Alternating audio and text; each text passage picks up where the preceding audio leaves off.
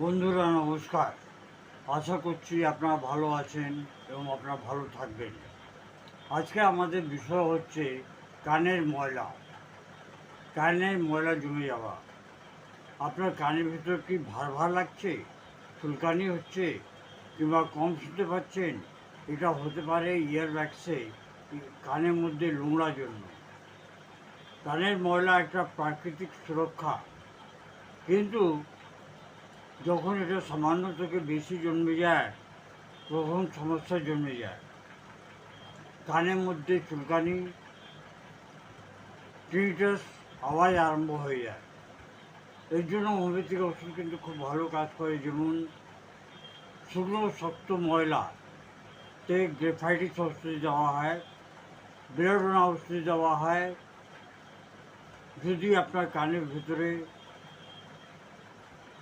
হঠাৎ ব্যথা আরম্ভ হয়ে যায়, আর যদি লাল লাল ভাব হয়ে যায়, পালসেটলা, হলুদ রঙের ডিসচার্জ, কান ভার ভার হয়, সাইলিসিয়া, বারে বারে নোংরা বেরোয় কিংবা নোংরা জমে যায়, ক্যালিমিউর। ক্যালিমিউরের লক্ষণ হচ্ছে সাদা ময়লা, হালকা শুনতে পায়, বেশি শুনতে পায় না। মাকসল, মাকসল হচ্ছে কান থেকে যে স্রাবটা বেরোয় জলের মতন, সেটা খুব দুর্গন্ধ হয়।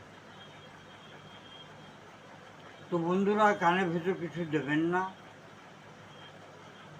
যদি সেরকম সমস্যা যদি থাকে, তাহলে আপনার যদি খুব পুরনো যদি না হয়, তো হোমিওপ্যাথিক ওষুধ আছে মুল্লেন অয়েল। এটা তো খাওয়ার ওষুধই বললাম, কানের দেওয়া ওষুধই হচ্ছে মুল্লেন অয়েল। মুল্লেন অয়েল আপনারা কানে দিতে পারেন, তাতে আপনার কানের ময়লা এবং বুজিং সাউন্ড সব বেরিয়ে যাবে এবং ঠিক হয়ে যাবে।